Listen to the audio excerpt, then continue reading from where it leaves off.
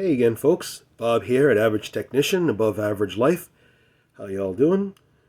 Looking to continue to debunk life. Today I'd like to talk about living and spending strategies. Personally, globally, whatever. Anyway, I was born in the late 60s, as I've said before. When I was a kid, we clipped a lot of coupons. The Sunday paper would come and was full of them. We'd be clipping all day until supper time. Grew up in a conservative spending kind of family.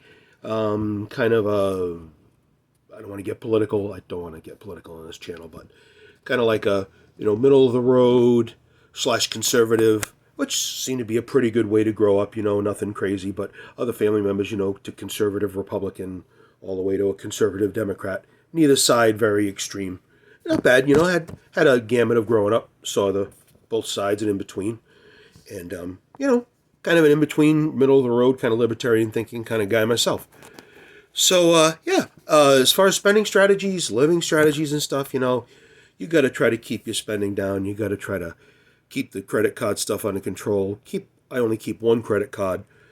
I bought a very small home a while ago, thank God, before COVID. It's paid for, finally. Bought it close to 10 years ago.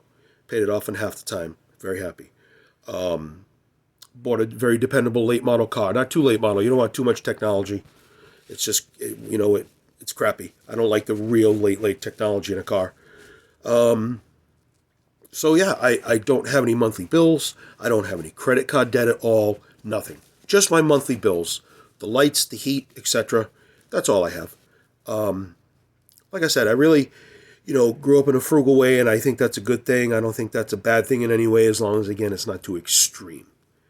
But, hey, it's what you want to be. I'm not a person who's driven by materialistic things. I'm much more driven by frugality and savings and being prepared just in case something happens, and being able to afford something, keep an emergency fund. Very important. Very, very important. Many years ago, I forgave my car to take the T. I lived around Boston, and I used it. And this was many years ago, actually, and I saved quite a bit. And even though I didn't have that car to go out on the weekends to just do anything, I made it work. And, saved considerably. Spent, at that point, $35, $45 a month for a pass. Went all around whenever I could. I fixed computers on the side, so I went around, picked up free computer parts anywhere people were giving them away. So I really used the pass above and beyond. So I really made it work. And that's the way you got to look at life. So I didn't have a car, but I had the T. And it wasn't as convenient. And, I took a bicycle. And so I know some people can't do that. And as I get older, I think about that myself. But I still would do it if I had to. Really, it's not that bad. I wouldn't do what I did before. I did quite a bit. But, it made my living better. I got to live, say, 20% better across the board for whatever I wanted to spend my money on. I save where I can so I can spend where I want. I think that's most important as well. I did that for a couple of years. And like I said, it worked out pretty good because I got to live above my means a little bit. I got to enjoy little luxuries that I wouldn't normally get to enjoy, saving then spending on things, going out to eat at those nice restaurants with my girlfriend, things like that. And like I said, I don't have any debt at all. Nothing. Just the daily bills. As a mechanic, I take care of all the stuff in my car, mostly what I can, whatever I can in my girl's car. House maintenance a bit. I'm not a house guy, but I do know some things, and I try to take care of stuff as much as I can. The toilet gives you some trouble. I try to go look at it. What's wrong? And window, anything. And being a mechanic, you can do a lot with an old mechanic, so I can do a lot myself. Any possible way to save money.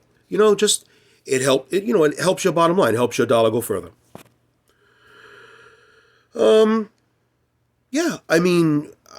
I try to help out people wherever I can. I'm not much of a financial advisor, but I can help.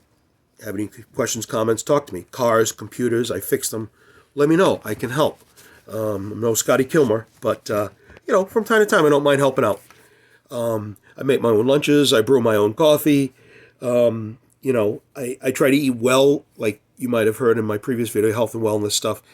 I try to eat mostly organic or good, clean stuff if I can, good, clean seafood, good organic vegetables, some fruits once in a while, but good organic coffee if I can get it. I do other coffees, but I try to stay organic or something well sourced, something from Europe. I like the places around the Nordic areas. They seem like good. I don't want to say it, but there's a popular Swedish brand of coffee, and I like it very much. I bought a simple pour over system, and then I can buy the more expensive beans, and it kind of evens out. I used to have the Keurig and everything like that. I still have one, but I use a simple pour over system. Works best for me. Brew my coffee in the morning, the evening. Try to stick to 1 cup a day, 2 cups max, decaf. Okay, but you have ways of doing it. You have ways of being cheap and still enjoying the finer things in life, so to speak. The finer things on a budget, shall I say, and it keeps me happy. I'm a happy guy. But yeah, any questions or comments? And once again, thank you very much. I really appreciate your time and your watching. So talk to you soon. Thanks again, folks. Bye-bye.